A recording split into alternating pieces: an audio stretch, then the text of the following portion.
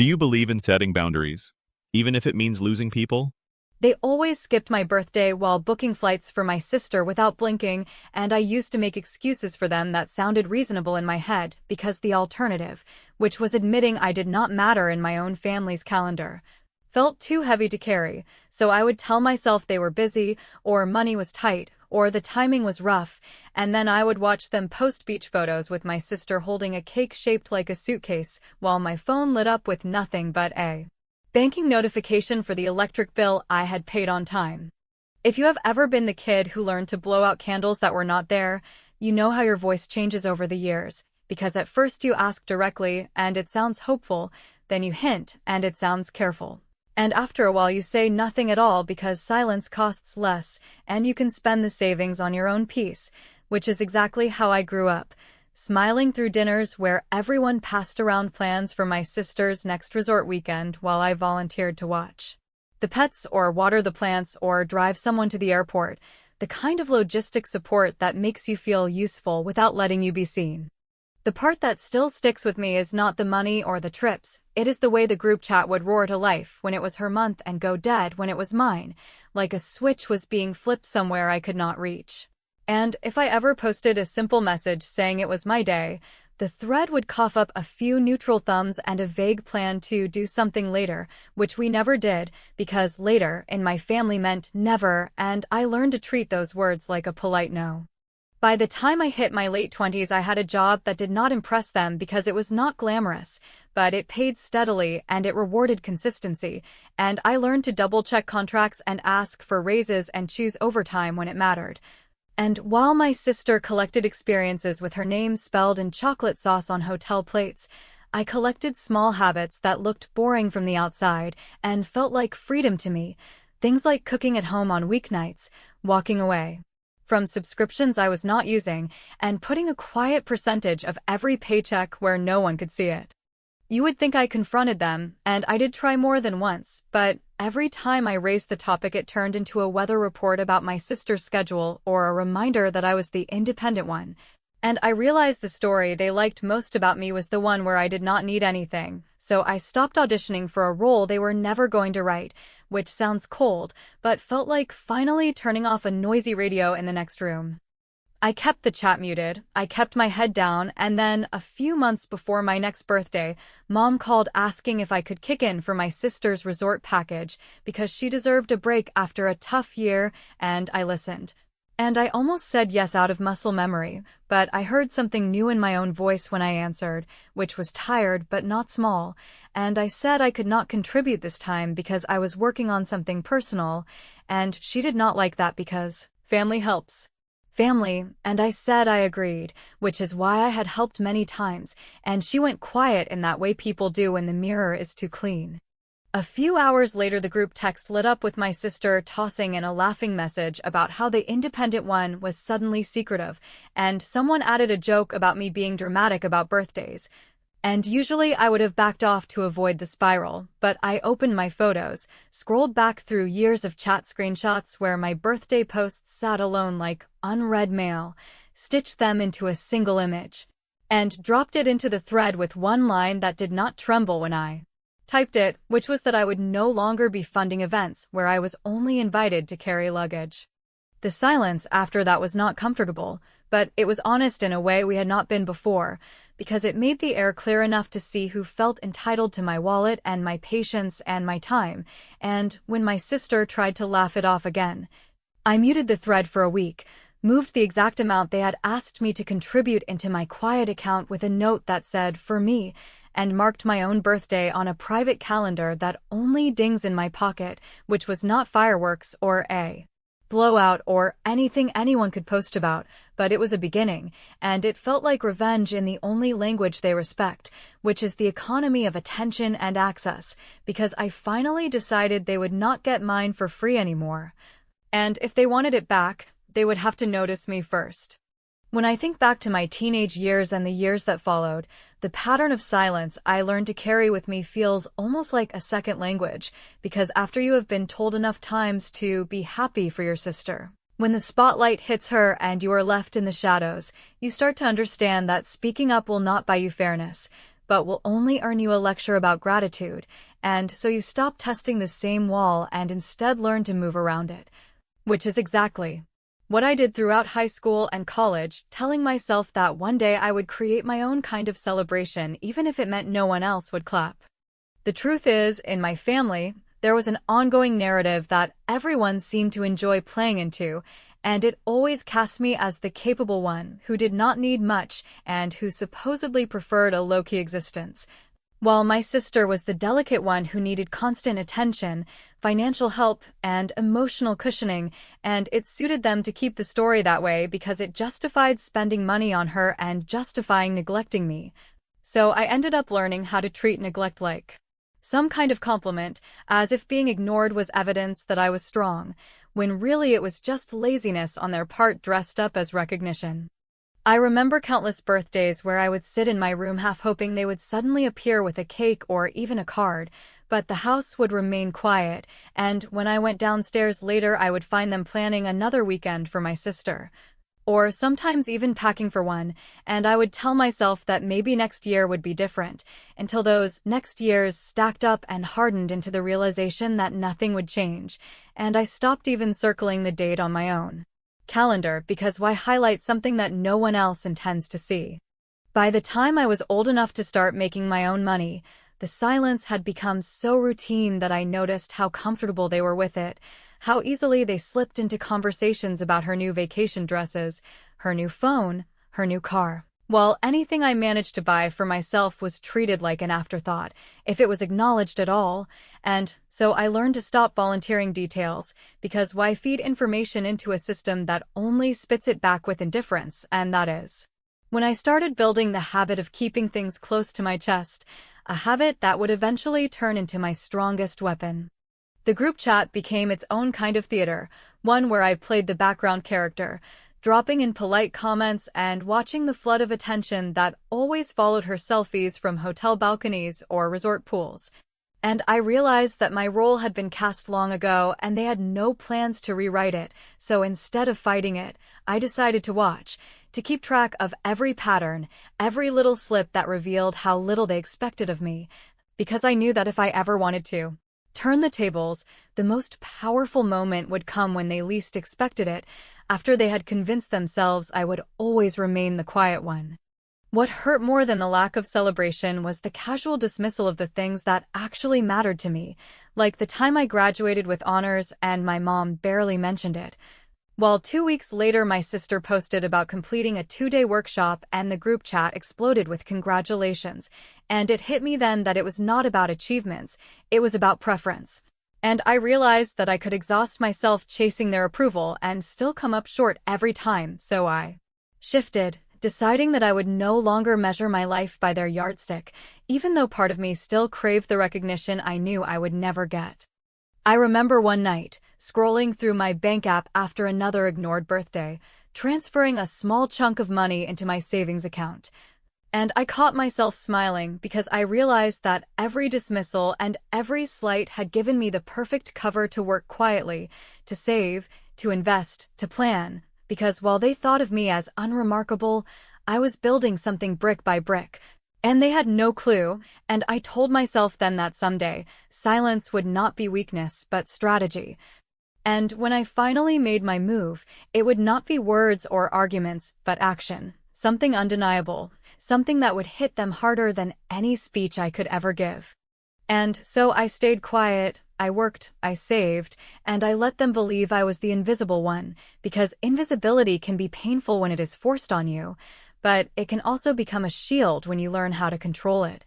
And I knew deep down that a moment would come when I would use that shield to step into the open and shock them in a way they could never recover from, and the best part was they would never see it coming, because by then they had grown too comfortable with a story that painted me as the one who never needed anything, and I had decided that the day I finally showed them how wrong they were would be a day they would never forget. There is a version of my life my family still prefers because it is easy on them and profitable too, the one where I am the reliable sister who always has gas in the tank, time on the calendar, and cash in the account for other people's plans.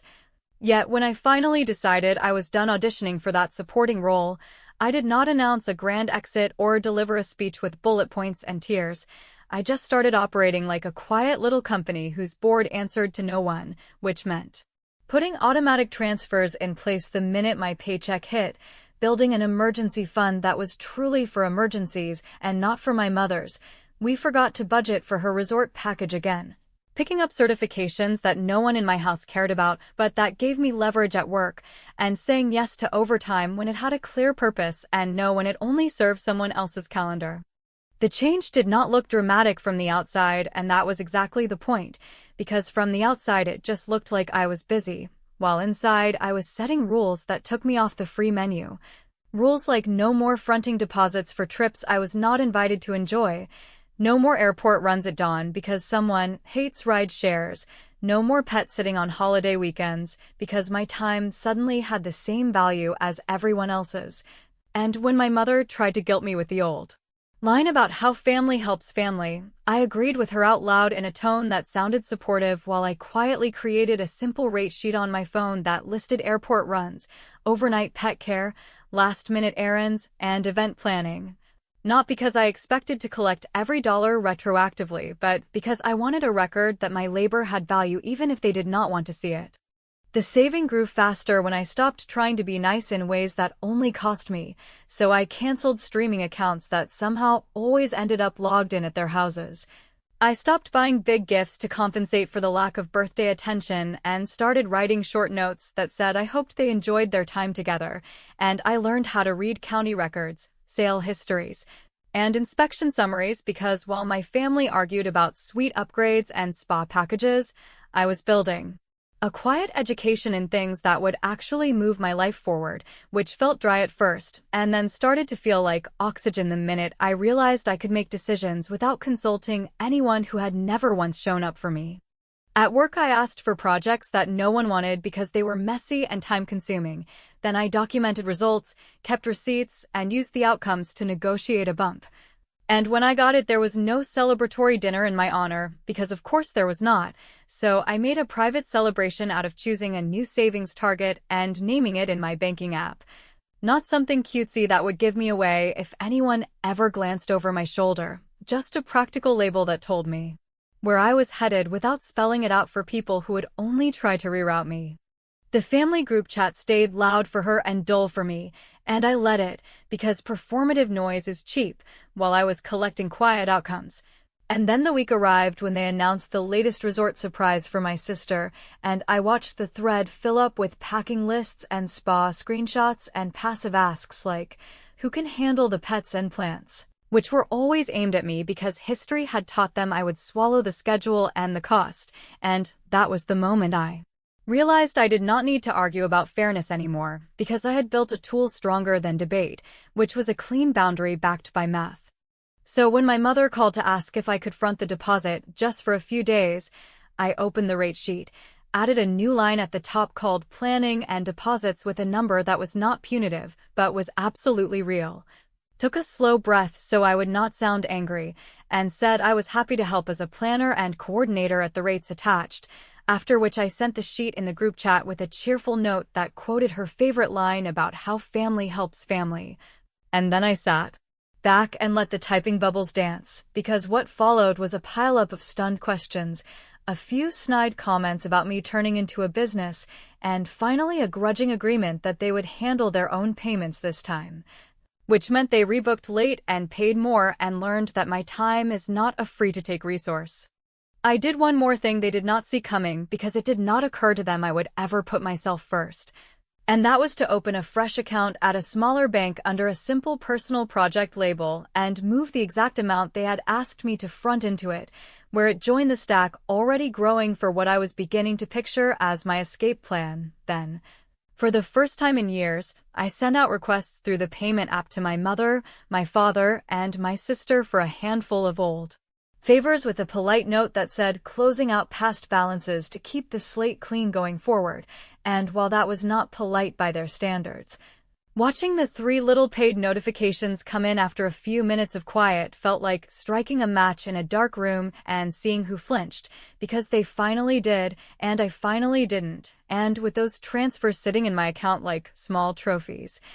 I opened a new email address with my initials and a number that means something. Only to me. And I wrote to a buyer's agent 2 counties over with a simple line about being ready to act quickly on the right cabin if it came up, a line that I knew would change the entire story the minute I pressed send. There comes a point in every long game where the small choices and quiet sacrifices stop feeling like background noise and start lining up into something sharper. And for me, that moment arrived the day I found the cabin listing while scrolling through properties I had convinced myself I was only researching for someday, because suddenly the numbers that used to feel like far-off fantasies matched the balance in my account, and the dream that had lived like a blurry picture in the back of my mind crystallized into something I could actually touch, though I kept that knowledge locked inside me the way some people guard a secret they know could shift the ground beneath their family if it ever got out. When I clicked through the photos of the cabin and saw the square footage, the acreage, the deck that stretched out over the kind of silence I had been buying piece by piece with every denied favor and every declined request, I realized I had reached a line I could cross without permission, and the idea of paying in cash felt less like extravagance and more like the ultimate rebuttal to every time they had treated me like the sibling who should be grateful for leftovers, because what could possibly scream independence louder than wiring an amount they would never believe I had managed to save, and doing it without telling them until the deed was already stamped with my name. Of course, when you make a move like that, fear shows up right next to excitement, and I felt both coursing through me in a way that made sleep shallow and meals taste strange, because I knew I was about to lock away most of my liquid savings into one bold decision. Yet the fear was outweighed by the steady voice in my head reminding me that I had been preparing for this quietly for years, that my so-called invisibility had given me the privacy to stockpile discipline while they were busy clapping for spa packages and champagne brunches, and that if I hesitated now, I would be validating every version of me they had built to keep me small. I remember driving out to see the place in person, not telling a soul, parking my car on the side of the dirt road, and standing there while the realtor handed me the keys, and in that moment it wasn't the view or the structure itself that made my chest tighten. It was the sheer fact that I had orchestrated this alone, without input, without permission, without anyone even suspecting, and it hit me that the only reason it was possible was because of the years of being overlooked, because if they had been paying attention, if they had taken me seriously, they would have found ways to pull me back into their endless demands, and I would never have had the freedom to make this leap on my own terms. The closing process was a blur of paperwork and signatures, and when the final wire transfer cleared, I sat at my kitchen table staring at the confirmation email that showed the balance in my account dropping like a stone, and then leveling out again with just enough left to keep me comfortable. And instead of panic, I felt a calm I had not known in years. Because owning that cabin meant that every slight, every ignored birthday, every "be happy for your sister" had fueled something permanent and real, and now I had a place that would always be mine, untouched by their favoritism or excuses. Meanwhile, life in the family group chat marched on as predictably as ever, with endless chatter about my sister's next birthday trip, which this time was a week-long getaway that my parents funded without hesitation, and as I scrolled through their giddy plans, I realized with a kind of cold amusement that not a single one of them had even asked if I had plans for my own upcoming birthday, as if the date did not exist on their calendar at all, and instead of anger I felt anticipation, because for the first time in my life I was holding a card so powerful they didn't even know the game had changed, and I could already picture the way their faces would look when I decided to play it. That year, when my birthday came and went without so much as a text, I did not cry, I did not even frown, because the silence I received from them was the final confirmation I needed that my plan was perfect. And I knew then with absolute clarity that the reveal would not require speeches or confrontations or messy arguments, but just one well-timed move that would make every skipped candle and every overlooked year collapse on top of them like the weight of a house they had built without me. And when I finally decided how I would deliver it, I could barely keep from smiling at the thought, because it was simple, undeniable, and irreversible, and it would hit them harder than anything I could ever say. When the day of my birthday finally arrived, it carried with it no sense of dread or hollow anticipation the way it had in past years, because by then I already knew that nothing would appear on my phone from my family. No reminders of love or acknowledgement. No clumsy attempt at a celebration that always seemed to come so easily when the calendar favored my sister, and instead of waiting for the ache of disappointment to swell inside me, I let the morning pass in quiet, drinking my coffee, while the deed papers for the cabin sat folded on the table, reminding me that the silence from them had already been transformed into something solid, permanent, and mine. A symbol of how far I had come by refusing to keep asking for what they never intended to give. I did not check the group chat until the afternoon, and when I finally opened it, I saw what I expected: streams of photos my sister had dropped from her most recent trip, cocktails lined up on a table, hashtags about celebrating life, and comments from my parents gushing about how radiant she looked, while I sat there knowing they had not even taken 10 seconds to type my name into a simple message. And in that moment, instead of shrinking, I felt steady, because I had been waiting for this. Exact contrast, the moment when their neglect would reach its most obvious point right before I made my move. For years I had imagined different versions of revenge, some louder, some messier, but the one I chose required only one action, and it was so clean and undeniable that I knew it would leave them scrambling for words they had never been forced to find before.